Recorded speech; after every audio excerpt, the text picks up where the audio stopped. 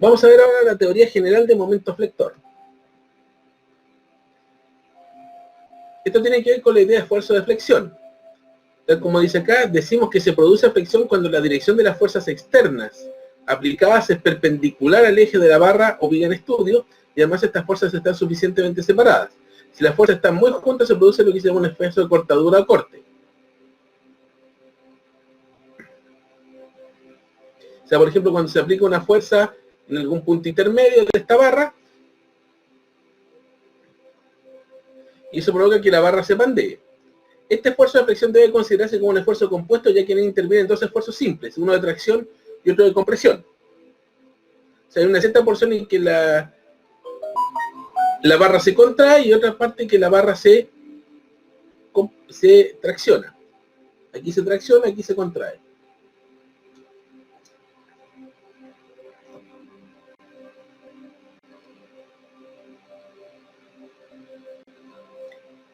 Analicemos las fuerzas internas de barra. Así que tenemos el caso de tracción y el caso de compresión. Supongamos una barra B en tracción o compresión debido a dos fuerzas F y menos F en sus extremos, y son dos fuerzas de igual magnitud y sentido opuesto. Si esta barra C la cortáramos en un punto C, lo vemos aquí tanto para tracción como para compresión, queda dividida en dos trozos AC y BC, tal como se aprecia acá, tal como se aprecia acá. Y para que esas barras se sostengan, tienen que surgir fuerzas internas axiales de magnitud F, que los extremos de C de cada trozo con direcciones tales que se conserve el equilibrio. O sea, tiene que surgir aquí F en este lado y menos F acá. Y esas fuerzas axiales van a ejercer a su vez tracción y compresión sobre las porciones de la barra donde se aplican. O sea, que cuando se aplica una tensión a una barra, en el interior surgen fuerzas de tracción y compresión que van a provocar efectos dentro de la barra.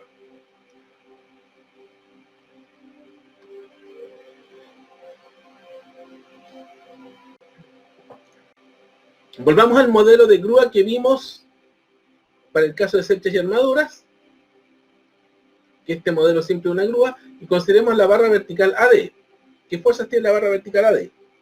Tiene estas dos componentes del pivote A, tiene la tensión de esta cuerda que le está sosteniendo, tiene las fuerzas sobre el pivote C y tiene las fuerzas sobre el pivote B, sobre el nodo B.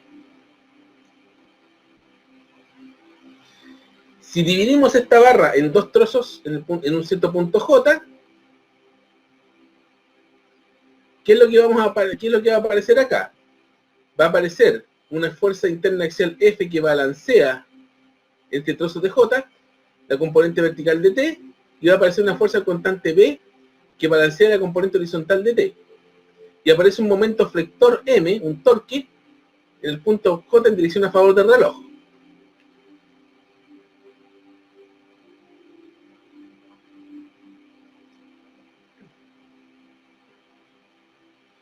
Y en este trozo AJ aparece la reacción a la fuerza axial F, la reacción a la fuerza constante B, y aparece un momento flector en sentido opuesto en el punto J. Entonces, ¿qué va a ocurrir? Que en cada punto de la barra no solamente van a haber fuerzas, sino que van a haber torques.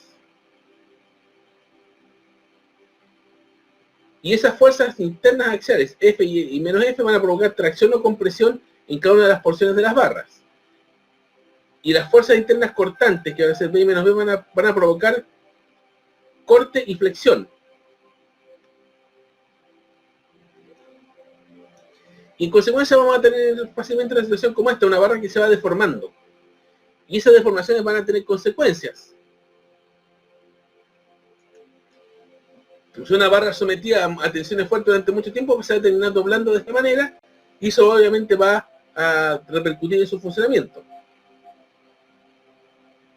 Y por eso es un objeto de interés de estudio. Vamos a analizar el caso del esfuerzo de flexión, vamos a analizar este caso simple. En la figura observamos una viga de masa despreciable, sobre la que actúan verticalmente hacia abajo tres fuerzas repartidas a lo largo del eje, las que son resistidas por las reacciones que están presentes en los extremos.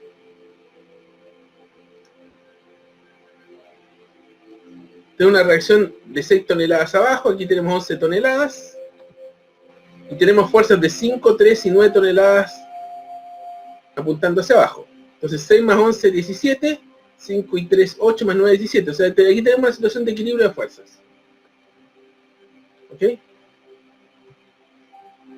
Y vamos a definir lo que se llama la fuerza cortante. Vamos a definir la fuerza cortante como la suma de las fuerzas externas a uno u otro lado de la sección de la viga.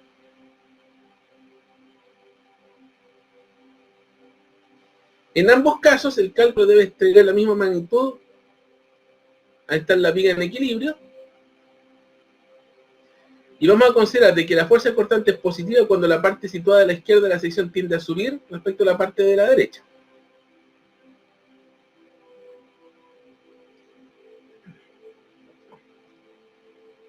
¿Cómo se concreta eso? Por ejemplo, si consideramos un punto X acá, a 2 centímetros del punto C,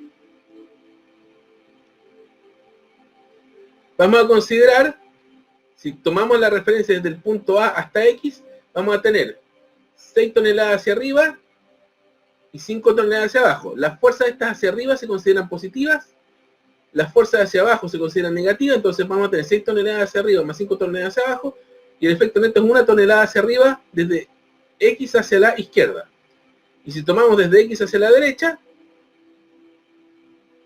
vamos a tener 11 toneladas hacia arriba y 12 toneladas hacia abajo. 11 toneladas hacia arriba, más 9 toneladas hacia abajo, más 3 toneladas hacia abajo. Por lo tanto, aquí en este lado vamos a tener 1 tonelada hacia abajo. Entonces, desde X hacia la izquierda tenemos 1 tonelada hacia arriba, desde X a la derecha 1 tonelada hacia abajo. Eso siempre se tiene que dar en barras que están en equilibrio. De que si aquí hacia la izquierda tengo X toneladas hacia arriba, de aquí hacia la derecha debo tener X toneladas hacia abajo como fuerza.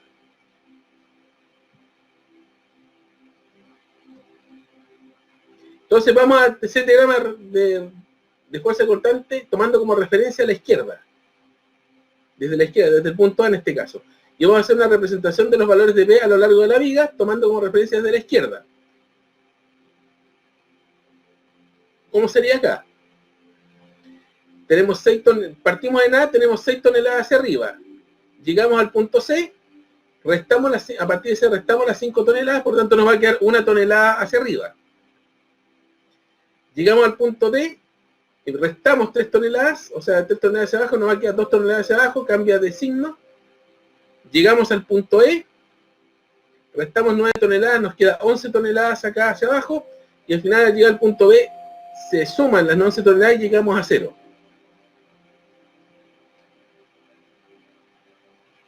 Y tenemos esto, lo que se llama un diagrama de esfuerzos de corte con respecto a la posición de la izquierda. Que es un diagrama que muestra cómo es el esfuerzo cortante en cada punto. Cómo es la fuerza cortante que recibe la barra en cada punto, quiero decir.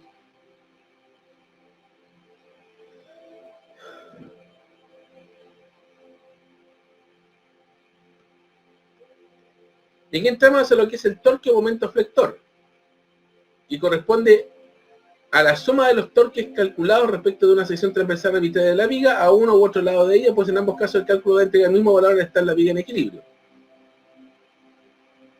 Donde la magnitud del momento flector es en general diferente en cada sección de la viga, donde como detalle, la viga tenderá a curvarse más en los puntos en que dicho momento es mayor, siendo en estos puntos donde existe una mayor posibilidad de rotura de la viga, por eso es de suma interés su determinación. O sea, es importante determinar esto, ¿cuál es la utilidad de esto? Porque a partir de estos diagramas se puede saber en qué puntos tenemos la viga sufre mayor esfuerzo, y por lo tanto, en esos puntos donde más probablemente se puede romper, por lo tanto, esos puntos son los que hay que reforzar. En general se considera de que el momento flector se considera positivo si la zona a la izquierda de la sección tiene rotación en sentido del reloj. Vamos a ver cómo se interpreta eso. Para el mismo esquema, aquí vamos a considerar giro a favor del reloj, giro contra el reloj. Si tomamos nuevamente el punto X acá, vamos a tener el torque de este punto de acá, que sería 6 toneladas por el brazo de palanca, que son 6 metros, 4 metros más 2 metros, más que es un torque a favor del reloj, y tenemos además este torque contra el reloj, que es 5 toneladas por 2 metros, o sea, 6 por 6, 36, 5 por 2, 10, como van en sentido opuesto se restan, y nos va a quedar 26 toneladas por metro a favor del reloj. Ahora, si lo vemos hacia la derecha de X, tenemos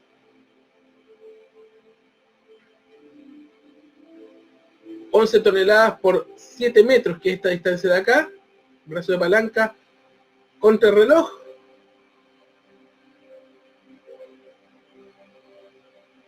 $9 toneladas por 5 metros a favor del reloj, que sería el torque de la E, más 3 toneladas por 2 metros a favor del reloj. Si sumamos todo esto, nos va a dar 26 toneladas por metro contra el reloj. Entonces vemos que nuevamente para la barra en equilibrio vamos a tener torques de igual magnitud y sentidos opuestos, en torno a un punto X cualquiera.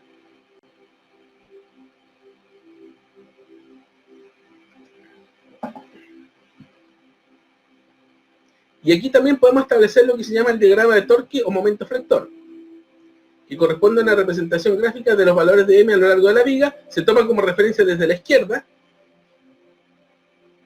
Entonces podemos ir acumulando los torques acá. De A a C crece de 0 a 24 torques toneladas por metro. Después de C a D crece hasta 28 toneladas por metro.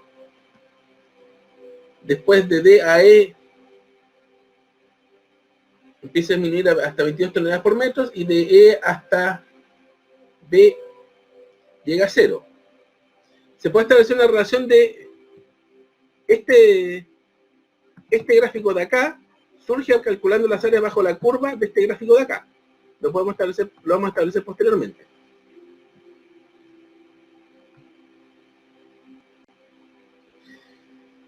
¿Por dónde va la importancia de esto? La sección de la viga puede ser variable, grande en las zonas de mayor momento flector a fin de disminuir el esfuerzo, y menor en las zonas de menor momento flector, tal como un arco para lanzar flechas, aun cuando por lo general la sección es constante y se calcula como si toda la viga estuviese sometida al mismo esfuerzo, el del momento flector máximo. Entonces, ¿qué quiere decir? Que en general esto siempre se va a calcular suponiendo que la viga tiene el mismo espesor en todas partes. Pero obviamente en las zonas de mayor momento flector se puede reforzar la viga, se le puede generar una mayor sección de tal manera de que el esfuerzo que sufre en ese punto disminuya.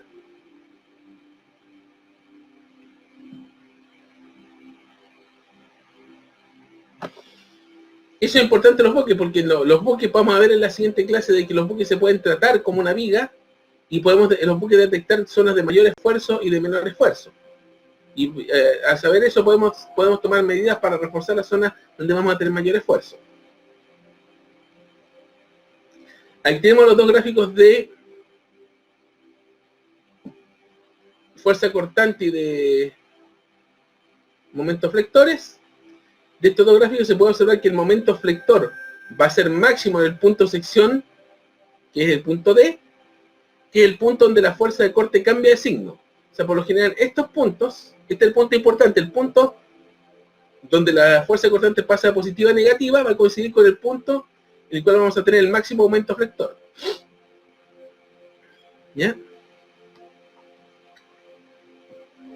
Eso es importante.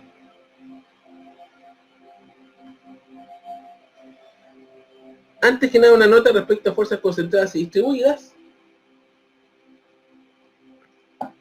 Por lo general en física, un pequeño inciso, trabajamos con fuerzas concentradas como modelo, que son fuerzas que se aplican sobre un punto y que en estricto rigor son una idealización porque no existen en la naturaleza. Las fuerzas, por muy puntual que sea, siempre va a estar distribuida sobre un área de sección.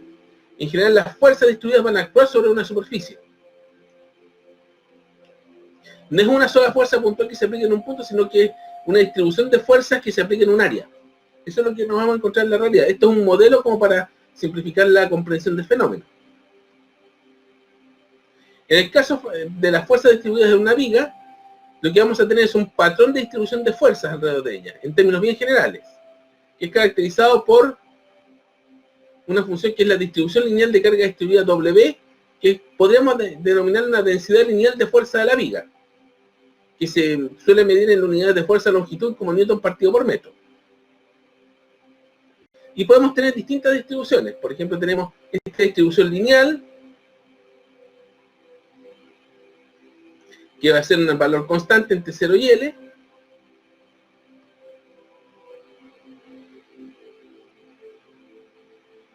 Donde en este caso las fuerzas aplicadas en una viga usualmente no están concentradas en un punto, lo mencionamos anteriormente, sino que se distribuyen de forma continua a lo largo de la viga, posiblemente de manera uniforme. También existen casos en que se distribuyen de manera creciente, decreciente, pero son casos mucho más complicados. Son casos que para poder abordarlo necesitaríamos una matemática un poco más complicada.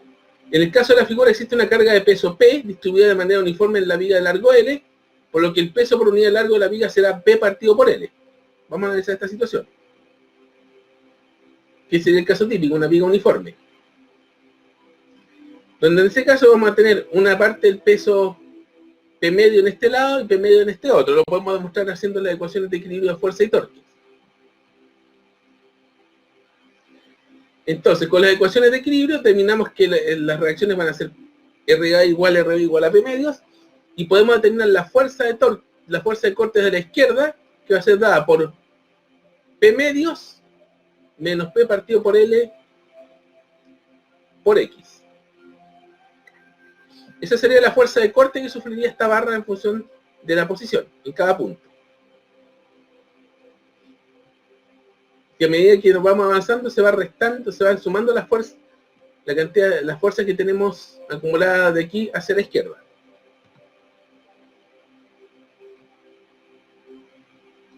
Entonces, a partir de esta expresión, podemos ver fácilmente que la fuerza de corte varía en forma lineal desde un extremo de la viga hasta el otro y se anula en el centro, que sería el punto más complicado. Y el gráfico de B de X se representa en la siguiente figura.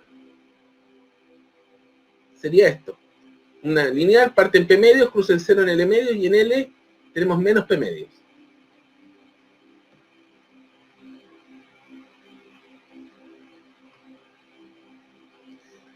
Ahora, ¿cómo calculamos el momento flector en la viga para carga distribuida? Se facilita enormemente si consideramos una relación básica existente en este último, la fuerza de corte B, que sería que la fuerza de corte es la derivada del momento flector dividido en dx. Entonces aquí se puede despejar una integral. Entonces, si integramos la expresión anterior, podemos ver que por integración directa el momento flector en la viga va a ser esta expresión, que es integrando esta de acá, que va a ser P por X partido en 2 por L, factor de L menos X. Ese sería el momento flector en la viga.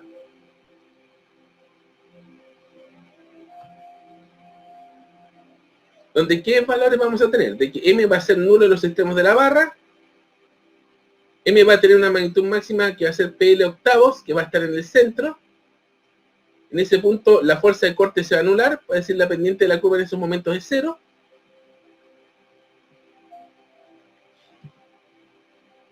M de X va a ser creciente de 0 a L medio y decreciente de L medio a L. Por lo tanto, el punto conflictivo acá va a ser este punto que está justo acá, en la mitad. El punto de máximo momento flector, por lo tanto, el punto que hay que reforzar para evitar que de que la barra se rompa ahí. Ahora, lo que vamos a ver hoy día es la aplicación de esta idea en los buques. Esta es una parte que es eminentemente práctica, de aplicación de los conceptos de momento flector a los buques. ¿Qué podemos decir de partida de esfuerzo en buques? En general podemos considerar o modelar que un buque es una viga flotando sobre la cual no existe un punto de apoyo único, sino que reposa en toda su extensión sobre el agua, lo que va a generar al final una serie de buques distribuidos de manera continua a lo largo de su casco. O sea, se puede tomar como una viga, se puede de alguna manera similar a las situaciones que hemos visto anteriormente. Y dependiendo cómo sean los empujes y las distribuciones de los pesos, podemos tener diferentes situaciones en el buque debido a esos esfuerzos.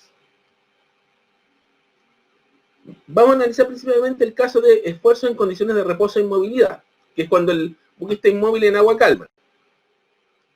En general, cuando sucede eso, buque inmóvil en una agua tranquila, podemos considerar dos situaciones límites, que una que es la que quebranto o hogging, la segunda es la que se llama arrufo o sagging. El quebranto, vamos a considerar que el quebranto se va a dar cuando tenemos un buque que está flotando, obviamente va a tener igualados el peso y el empuje, pero al ser de la forma de la carena llena en la zona central y más estrecho o acusado en los extremos, va a tener un mayor empuje en la zona central y va a tener menor empuje en los extremos. Por lo tanto, lo que va a suceder en ese caso, que vamos a tener esfuerzo de tracción en la cubierta, vamos a tener esfuerzo de tracción acá y esfuerzo de compresión en toda la quilla. Se va a tender a doblarse de esta forma, como se aprecia acá.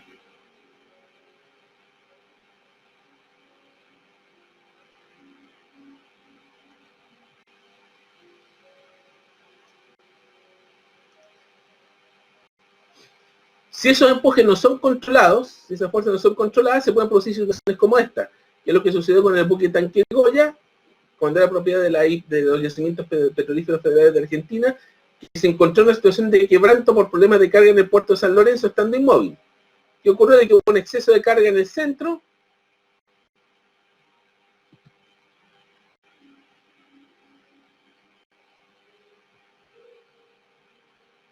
o hubo mucha carga en los extremos y poca en el centro, entonces se empezó a doblar y eventualmente esa diferencia de esfuerzo superó la resistencia del buque y se quebró de esta manera. Y estaba muy cargado a este lado, muy cargado a este lado, muy poco por acá. Entonces el empuje pesa mucho más en el centro que en los extremos.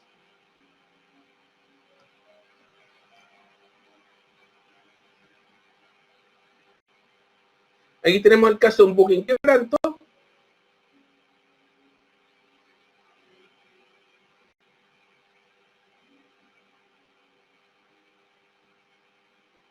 Entonces lo que vamos a tener un empuje excesivo en el centro del buque, en la zona central del buque, y poco empuje o mucha carga en los extremos.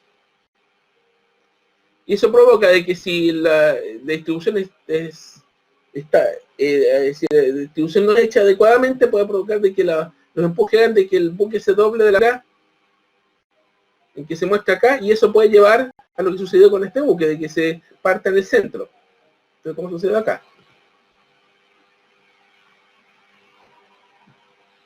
Características que se nombran acá: notar el poco calado con las boyantes concentradas en las cuadernas centrales, en la zona central, y casi anulándose en proa y popa, mientras que el peso se distribuye de manera más o menos homogénea, pero aumenta en popa y proa manteniendo la nave en quebranto. Entonces tenemos más peso en los extremos, menos peso en el centro, y eso nos provoca esta situación.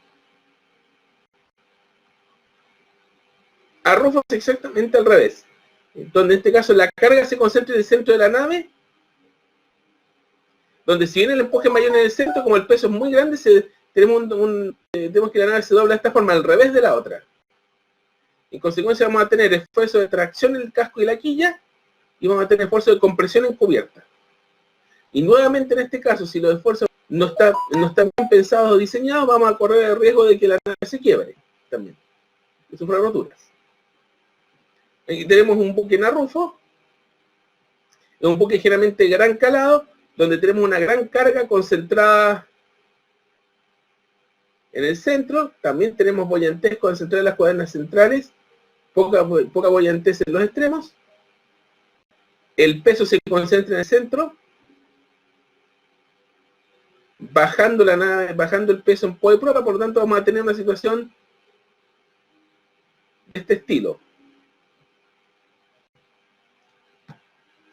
Para decirlo en términos muy informales, en el quebranto el buque se guatea hacia arriba, y en el arrufo el buque se guatea hacia abajo.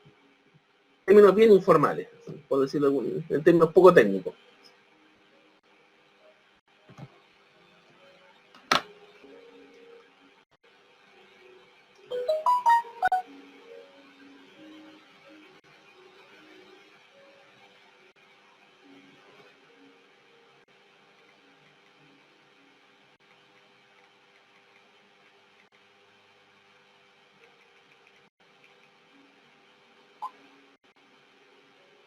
Un momento.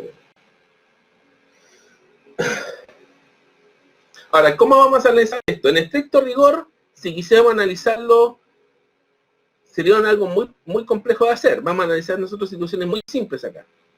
En general, la desigual distribución de pesos y boyantes se fuera a fuerzas de empuje hacia arriba, a lo largo de la estructura hará que aun cuando las fuerzas estén globalmente compensadas, se produzca una serie de esfuerzos que someterán a cada una de las secciones de la nave a diferentes condiciones de equilibrio.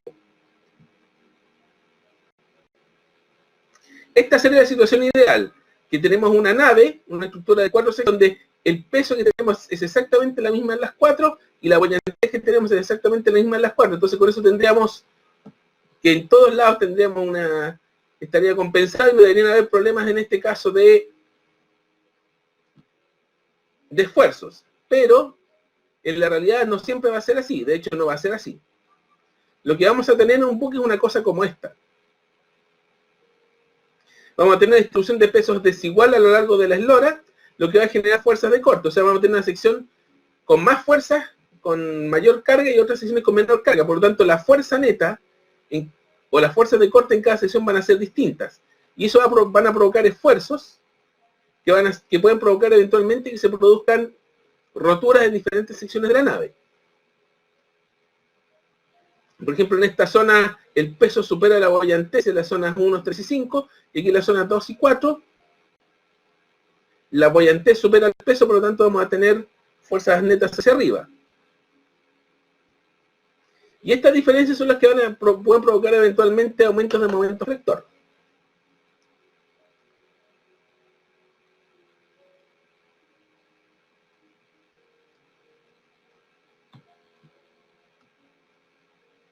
Que vemos la descripción. Las secciones 1 y 5 claramente el peso supera la buoyantez, por lo que hace que estas secciones se hundan más en el agua hasta desplazar su propio peso. Las secciones de bodega 2 y 4 claramente están vacías y por eso sufren exceso de buoyantez sobre el peso, elevándose hasta desplazarlo. La sección 3 representa la sala de máquinas, por ejemplo, puede representarlo con un peso claramente superior a la buoyantez, por lo que tiende a hundirse hasta igualarlo. O sea, en el global, el peso y la buoyantez se igualan, pero si vemos por secciones vamos a ver desequilibrios en diferentes sectores. Y esos desequilibrios van a provocar esfuerzos de corte que pueden provocar problemas si no son bien considerados. Entonces, en esta figura se ilustran las situaciones de un buque en quebranto, con diferentes secciones, con diferentes empujes y con diferentes pesos, mostrando la fuerza neta existente en cada de ellos. Entonces, vemos que en esta zona donde tenemos equilibrio, por ejemplo, en esta 1, en la tercera, y en este otro extremo tenemos equilibrio perfecto. Aquí tenemos 200 toneladas hacia abajo porque tenemos más carga que empuje. Aquí tenemos más, estas dos zonas tenemos más empuje que carga. 300 toneladas, 200 toneladas, aquí tenemos más carga que empuje. Entonces, eso, si el buque lo viéramos como una barra, se vería afectado por una situación de esfuerzo que la haría tender a adoptarse de esta forma. Repito, y si el asunto no...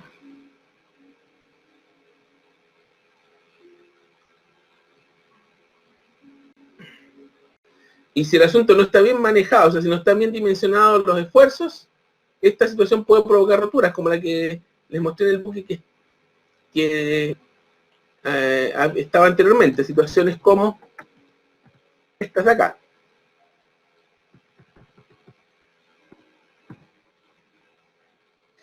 El análisis que vamos a hacer acá es el análisis de curvas de esfuerzos, que corresponden a 5 curvas estrechamente relacionadas que permiten visualizar la forma en que se distribuyen a lo largo de la eslora, suponiendo un calado uniforme.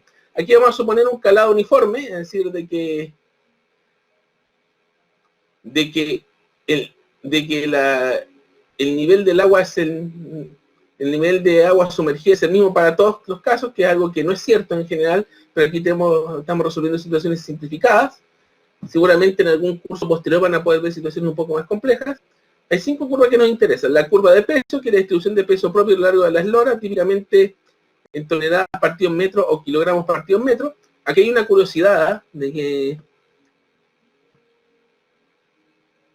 en estricto rigor tonelada y kilogramos son unidades de masa, no son unidades de peso. Sin embargo, dado que esta es la notación usual que ocupan ustedes, voy a respetarla, pero tengo esa salvedad de que aquí tendría que ser newton partido por metro o kilonewton partido por metro si quisiéramos ser rigurosos con la física. También tenemos la curva de empuje buoyantez, que tiene una distribución que es la distribución de empuje a lo largo de la eslora, suponiendo calado uniforme, típicamente en toneladas partido en metro o kilogramos partido en metro. También hay una curva de carga, que es la distribución de carga o diferencia entre peso y empuje a lo largo de la eslora, que típicamente también toneladas partido en metro, kilogramos partido en metro. Tenemos la curva de esfuerzo, que es la distribución de esfuerzos de corte a lo largo de la eslora, que se puede encontrar en toneladas o kilogramos, y la curva de momento, que es la distribución de momento flector a lo largo de la eslora, típicamente en toneladas por metro o kilogramos por metro.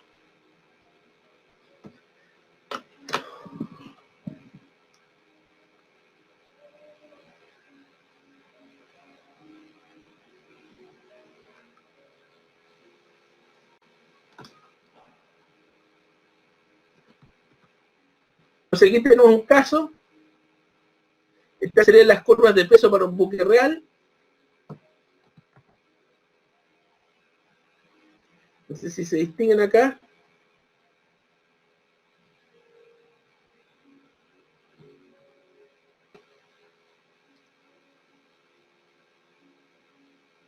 Donde tenemos los pesos de diferentes cosas. Agua fresca, aceite pesado, cargo, diferentes cuestiones. Aquí estamos analizando casos simplificados. Aquí tenemos la boyantez para un buque real, que aquí estamos suponiendo calado constante y aquí que no es la situación real, por supuesto.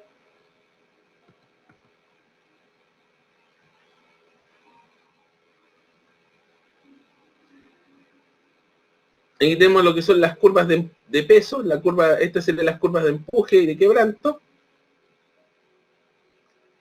Esta sería la curva de empuje en aguas tranquilas. La curva de empuje y quebranto sería una cosa como esta. La curva de empuje en arrufo sería una cosa así.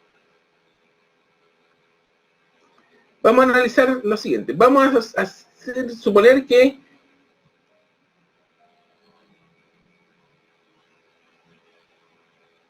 tenemos una barcaza prismática, para simplificar. ¿Qué significa? Que vamos a modelar los buques como cajas, que no es lo real. Que no es para nada lo real. Pero para efectos de simplificación podemos hacerlo. Para efectos de simplificar los cálculos, es común suponer el navío en forma prismática, por lo que sus secciones transversales son iguales, por lo tanto generan empujes iguales en cada una de ellas. Junto con esto, el supuesto de uniformidad implica que igual distribución del peso propio, lo que causará que los esfuerzos sean resultado solo el desigual reparto de la carga de las bodegas. Entonces aquí estamos haciendo dos suposiciones que son poco realistas, pero para efectos de simplificación son útiles. Una, que los empujes son iguales en todo el navío, o sea, que el calado uniforme y el empuje mismo en todos los puntos. Y segundo, que el peso de la nave vacía, o sea, sin ninguna carga, igual en todos lados. Por lo tanto, cualquier diferencia en los esfuerzos va a ser debido al efecto de la carga. O sea, el único factor aquí que incide es la carga. Por cierto, repito, eso no es realista, porque los pesos de los buques no se distribuyen igualmente, de que el calado es distinto, por lo tanto, el empuje va a ser distinto en todos los puntos, pero para efectos de comprensión vamos a partir haciendo esto. De esta manera. Seguramente los cursos más posteriores van a poder ver esto con mayor profundidad.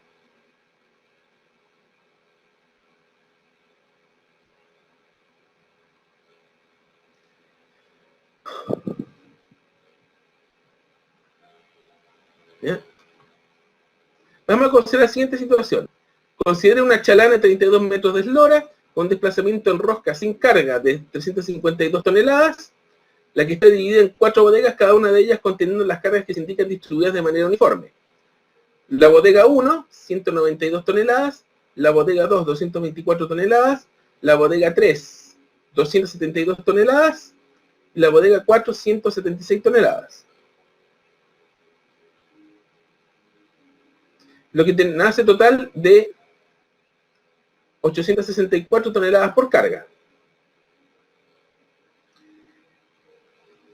Aquí tenemos 4 bodegas iguales y estamos suponiendo que la carga en cada distribución también está distribuida de manera uniforme, lo que tampoco es cierto en la realidad, pero para efectos de simplificación sirve.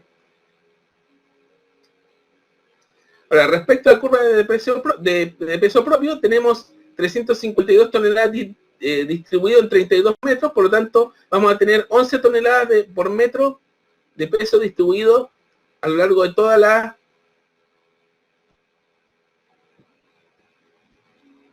de todo el buque. Estamos aquí a lo largo del buque, esto es la eslora. Esto es debido al peso. Después tenemos lo que se llama la curva de boyantez.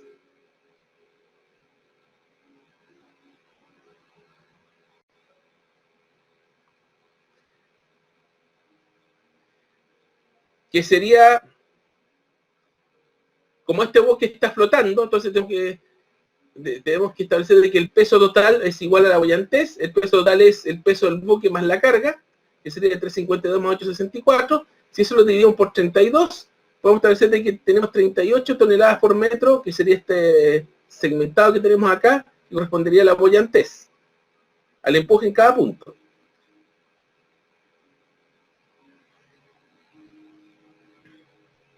¿Ya?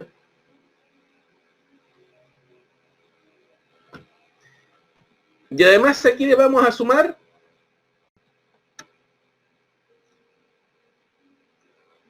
a las 11 toneladas por metro que ya tenemos que irle sumando el peso total de cada bodega. Por ejemplo, para la bodega 1 tenemos 192 toneladas dividido en los 8 metros. Son 24. O sea, tenemos 11 toneladas por metro más 24 toneladas por metro acá, nos da 35 toneladas por metro en la bodega 1. La bodega 2 es 224 dividido en 8. Son 28. 28 más 11 es 39. Esto de aquí representa el peso distribuido del buque más el peso distribuido de la carga. Aquí estamos por debajo de la boyantez, aquí estamos ya por encima. En el tercero, 272 dividido en 8 son 34, más 11, 45. Aquí en la bodega 3 ya estamos también por encima de la boyantez. Y recuerda que estamos sumando peso del buque más el peso de la carga. Y en el cuarto, 176 dividido en 8, son 22 más 11, 33. Aquí estamos debajo de la boyantez. Esto aquí representa el barco vacío, y estas líneas llenas acá, estas líneas continuas sería el peso total que suma lo que corresponde al barco, a la porción del barco, y lo que corresponde a la carga. Entonces lo que vamos a hacer es restar estas dos. Es restar la boyantez menos el peso. Y vamos a obtener esta curva de acá. La boyantez menos el peso. La boyantez hacia arriba y el peso hacia abajo. Lo que vamos a tener es la curva de carga, que es la diferencia. Entonces aquí tenemos 5 toneladas por metro hacia arriba, menos 7 hacia abajo, menos 1 hacia abajo y 3 hacia abajo. Entonces vemos que tenemos curvas de carga distintas en los diferentes puntos, para los diferentes puntos. De esta curva anterior, de esta curva de carga sale la curva de esfuerzo, que corresponde a la integración de esta curva, que en este caso sería el área bajo la curva. O sea, este gráfico de acá corresponde al área bajo la curva de este. Aquí parto en 0. Aquí estamos en 8. Estos son 8, 8, 8. Entonces tenemos un punto aquí 40. Como una fuerza máxima de 40 toneladas. Después disminuye 56, llegamos a menos 16 acá. Aquí tenemos un punto donde tenemos este punto importante, que es el punto donde el esfuerzo se hace 0. Aquí es donde cambia de signo el esfuerzo. Después aquí menos 1 por 8 menos 8, 16 menos 8, menos 16 menos 8 menos 24. Y aquí tengo 3 por 8, 24. Y aquí llego nuevamente a 0.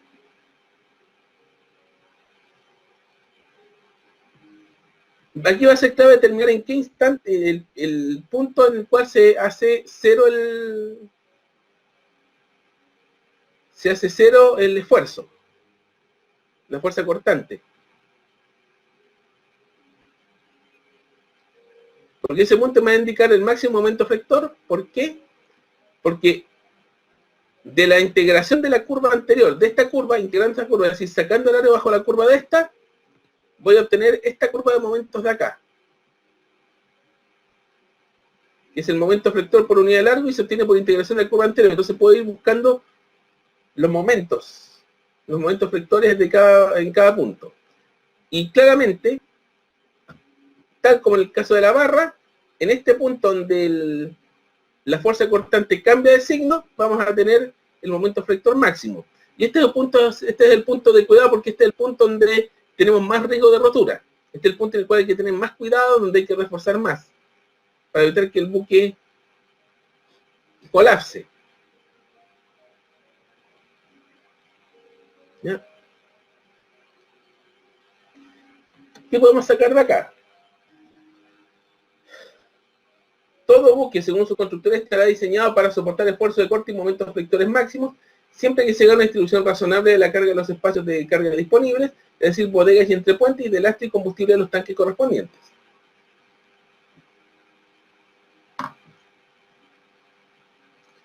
Hay que mencionar de que estos valores se verían también modificados si algunas bodegas resultan inundadas por alguna razón. Por ejemplo, si tenemos un tanquero de 260.000 toneladas de desplazamiento en máxima carga, con 300 metros de eslora, generalmente tiene en su cadena maestra un momento flector máximo de 551.300 toneladas por metro. Tenemos aquí el caso del tanquero Prestige, que es un hecho que sucedió en el 2002. Un petrolero monocasco de 243 metros de eslora cargado con 77.000 toneladas de combustible, que se hundió en noviembre de 2002 frente a las costas de Galicia, en el cual el momento flector máximo en la cadena maestra de la nave Enolas era 292.375, pero en el momento del hundimiento se estimaron vientos y olas que generaron momentos flectores máximos que nos muestran casi al límite. Entonces aquí tenemos los momentos intactos, los momentos flectores máximos que tuvo el buque intacto, que eran 271.262, con el vapor, con tanque vapor inundado aumenta 442, y con tanque escribón inundado 497, y lo que máximo que podía aguantar era 292. Entonces se explica aquí claramente por qué el Prestige se quebró, porque el momento flector que recibió, el momento que se inundó, es mucho mayor del que podía soportar por diseño. Al respecto, se estableció un convenio que se llama MARPOL, o MARPOLution. El problema del Prestige es que al hundirse de esa manera se derramó petróleo y dejó una contaminación muy importante en la zona donde se hundió, y a partir de ello surgió un convenio que es llamado MARPOL, que estableció la obligatoriedad del doble casco para los petroleros, con el fin de evitar contaminación por petróleo por varada, que es un convenio que, si bien se ha mostrado necesario, ha tenido problemas en su aceptación porque es muy costoso. Significa generar un doble casco que resulta muy costoso de implementar. Y aquí estamos viendo el buque en reposo. ¿Qué pasaría con un esfuerzo en condiciones de movimiento? Ahí la cosa se complica más. Por un buque en movimiento, navegando en forma perpendicular a las olas, podemos considerar situaciones extremas, como quebranto y arrufo, pero con diferente origen. En el caso del quebranto, se va a producir cuando la nave se encuentra con su sección media sobre la cresta de la ola, pero de alguna manera la nave está montando la ola. Vamos a ver de que el empuje va a aumentar en la sección media de esta mayor altura de agua y va a disminuir el empuje en ambos extremos, lo que va a dar origen a tracciones encubiertas y compresiones en el fondo. O sea, la misma situación anterior, pero provocada por el hecho de la forma en que están navegando las olas. O sea, vamos a tener mucho empuje en el centro, poco empuje abajo, y eso va a provocar un efecto de quebranto mientras el buque va navegando. Ahí tenemos el caso de un buque en quebranto. Cuando está justamente montando, cuando el buque, la parte media del buque está en la cima de la ola, podemos decirlo. Por otro lado, el arrufo se produce cuando la nave se encuentra con su sección media en el seno de la ola, cuando tenemos la cima en los extremos y justo la parte, la posición central del buque está en la parte de lo que es la parte más baja de la ola. Entonces eso que va a llevar a que el empuje va a disminuir en la sección media y va a aumentar en sus extremos, y eso va a llevar a compresiones encubiertas y tracciones en el fondo.